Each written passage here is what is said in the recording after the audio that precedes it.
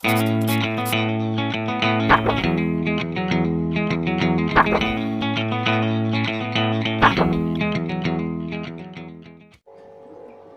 semua, welcome back to my YouTube channel Dapur Mak Leni.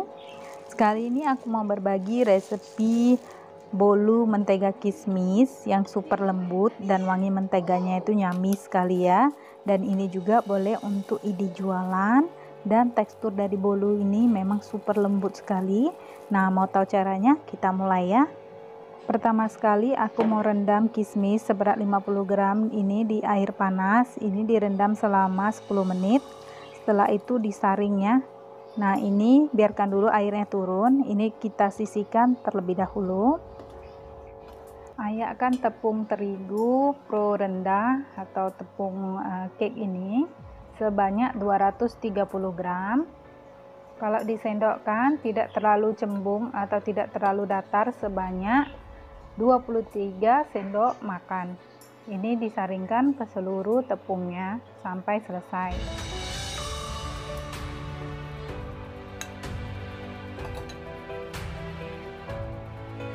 Tambahkan juga baking powder sebanyak 1 sendok teh. Setelah disaringkan, diketepikan terlebih dahulu. Masukkan ke sebuah wadah butter sebanyak 250 gram dan tambahkan gula halus ya. Ini dari gula pasir sebanyak 200 gram dihaluskan atau saya blenderkan. Setelah itu di mixer di kecepatan tinggi sampai menteganya ini kembang dan berwarna pucat.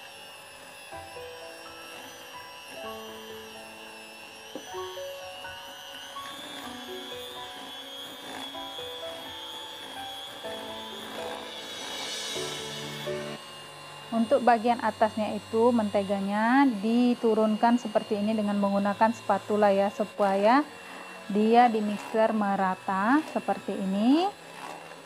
Setelah itu akan saya tambahkan telur sebanyak 5 butir telur. Ini masukkan telurnya satu persatu.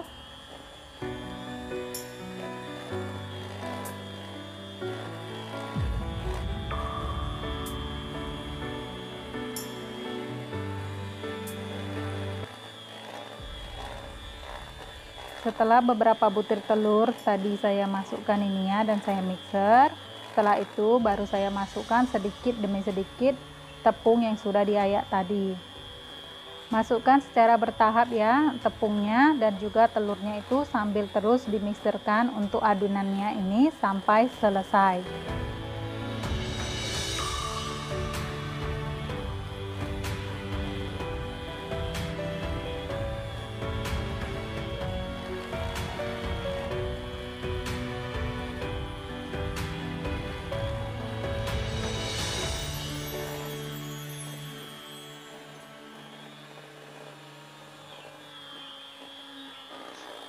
Setelah tepung dan telur kita mixerkan secara silih berganti sampai selesai, adonan akan menjadi fluffy seperti ini. Selanjutnya akan saya tambahkan susu full cream dan juga essence vanilla ataupun pasta vanilla.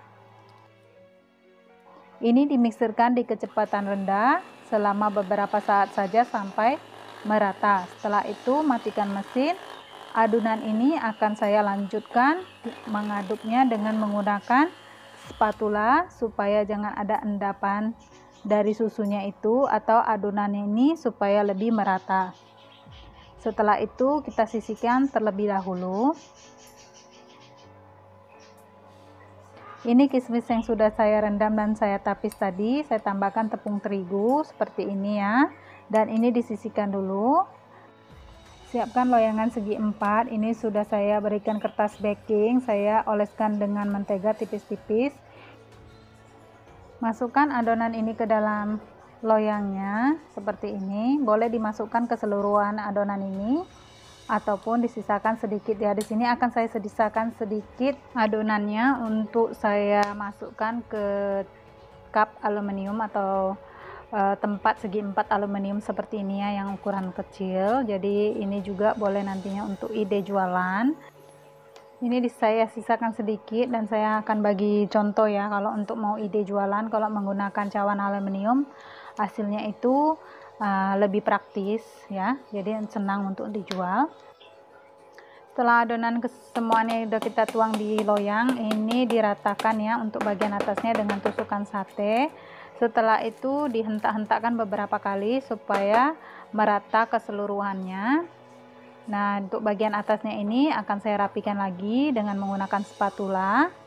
Setelah itu baru akan saya taburkan dengan kismis yang sudah saya taburkan dengan tepung tadi. Tujuannya supaya tidak tenggelam ya ini kismisnya. Sebelumnya panaskan oven di suhu 160 ya, di api atas bawah selama 10 menit dan siapkan loyang. Ini tisu ya, saya kasih dengan air panas, cukup untuk basah tisunya saja, tidak perlu banyak airnya. Letakkan loyang dan ini kita panggang di api atas dulu ya, di rak paling bawah selama kurang lebih 5 menit. Tujuannya supaya kismisnya tidak tenggelam. Dan setelah 5 menit akan saya lanjutkan pemanggangan di api atas dan bawah kurang lebih 30 atau 35 menit, atau disesuaikan dengan oven masing-masing sampai dia matang. Dan atasnya itu, raknya itu saya alasi dengan loyang ya, tujuannya supaya tidak atasnya terlalu hitam. Setelah itu diangkat, ini saya angkat dulu yang kecilnya ya, untuk yang besarnya itu saya tambahkan lagi 5 menit atau dia sampai matang. Boleh dites tusuk dulu.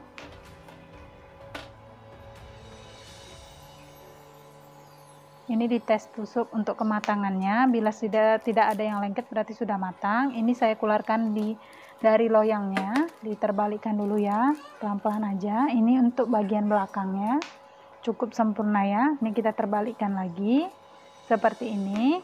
Ini boleh langsung dikonsumsi ya, seperti ini. Atau boleh disimpan dulu di kulkas atau di peti es ya. Ini kita tutup setelah dingin di suhu ruangan. Yang besarnya ini nanti juga akan saya wrap dengan plastik wrapping. Setelah itu saya akan masukkan di kulkas kurang lebih 5 atau 10 menit. Setelah itu baru kita potong ya.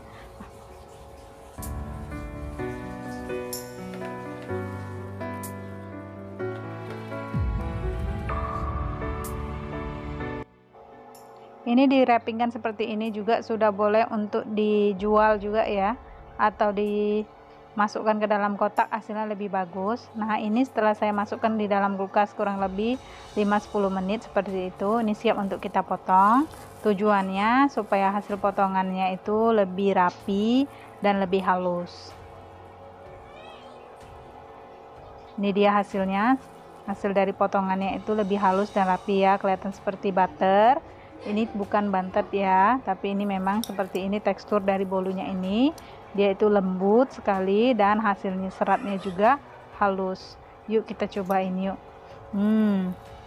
Yummy sekali, wangi butternya itu terasa sedap sekali. Ini dia hasil bagian dalamnya itu, seratnya halus ya, terlihat. Ini lembut sekali.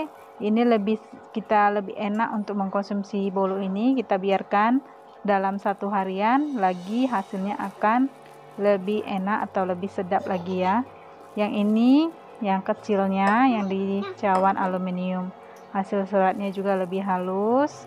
Kalau untuk dijual seperti ini lebih praktis dan lebih ekonomis ya untuk dijual.